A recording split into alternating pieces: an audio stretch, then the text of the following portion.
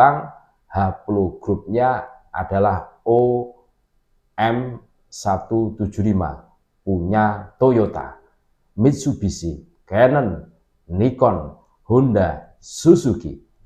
Bangsa Cina OM175 punya SMIC, Chengdu, Huawei, Weibo, Alibaba, Wuling. Bangsa Korea OM175 punya Samsung, LG, Hynix, Kia, Hyundai, Posco.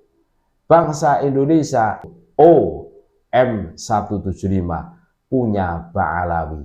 Cukup.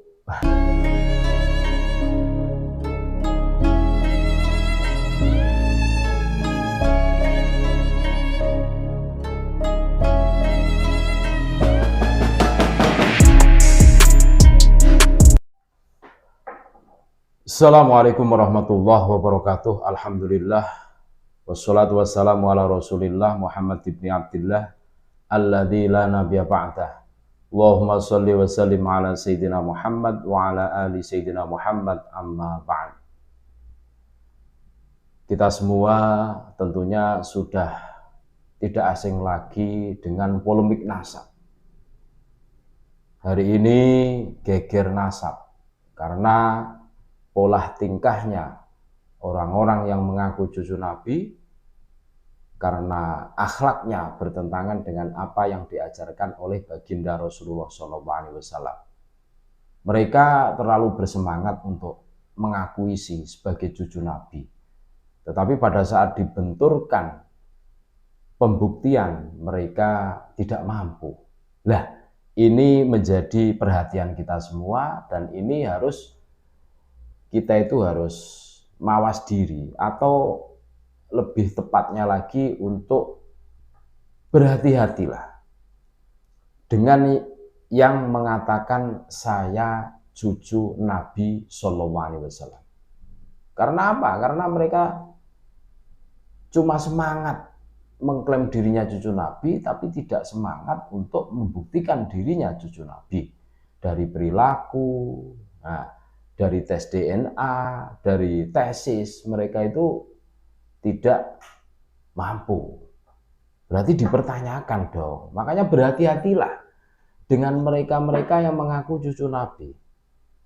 Pemeluk agama Islam di Indonesia merupakan orang-orang yang memandang bahwa agama merupakan hal yang sangat penting dalam kehidupan. Ini merupakan hal yang baik karena ajaran agama berusaha diimplementasikan dalam seluruh aspek kehidupan. Sayangnya ada sejumlah oknum yang berusaha memanfaatkan agama untuk kepentingannya dengan melakukan penipuan dalam berbagai bentuk. Makam dipalsukan, itu penipuan. Nasab dicantolkan, itu penipuan. Dan lain-lain. Yang paling menghebohkan saat ini dan dibongkar oleh Kiai Haji Imaduddin Usman Al-Bantani dan kawan-kawan adalah penipuan mengatasnamakan sebagai dzurriyyah Nabi SAW. Mereka sudah merusak sampai ke sendi-sendi kebangsaan. Dari merubah alur fakta sejarah bangsa Indonesia hingga menggiring nasionalisme masyarakat ke negara lain. Penipuan-penipuan ini dilakukan dengan mengeksploitasi simbol-simbol keislaman seperti bahasa, pakaian, tutur kata, atau konsep-konsep yang memang menjadi perhatian bagi umat Islam. Akhirnya masyarakat menjadi percaya. Untuk meyakinkan korban, mereka menggandeng ormas-ormas Islam dengan menjadikan mereka tenaga pemasaran tanpa disadarinya. Para jamaah percaya saja karena yang mengajak adalah tokoh yang secara rutin mengajari jamaahnya. Tak taunya tokoh tersebut juga menjadi korban dawir misalnya. Bahkan setiap saat berhadapan dengan jamaah dengan sejumlah pertanyaan curiga karena ajarannya berbeda daripada umumnya, seperti diancam dengan dilaknat, dan kualat bagi yang tidak tunduk dan patuh kepada mereka. Sementara mereka sulit ditemui atau bersembunyi entah di mana.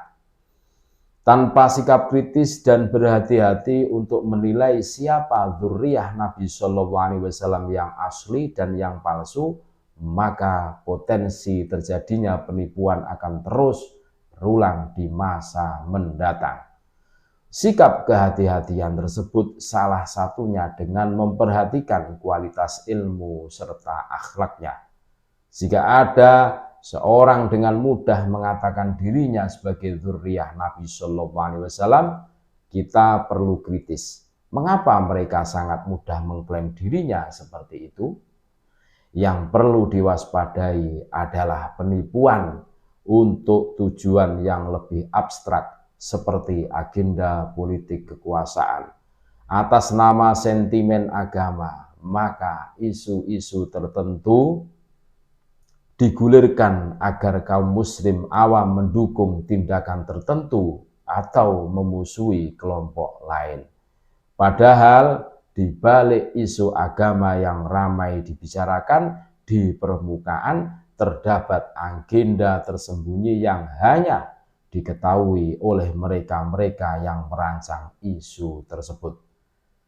Penipuan mengatasnamakan sebagai dzurriyyah Nabi Shallallahu Alaihi Wasallam jelas sekali korban dan kerugian yang ditimbulkannya, serta memanipulasi agama untuk kepentingan tertentu yang sifatnya abstrak, menjadi sulit untuk membuktikannya.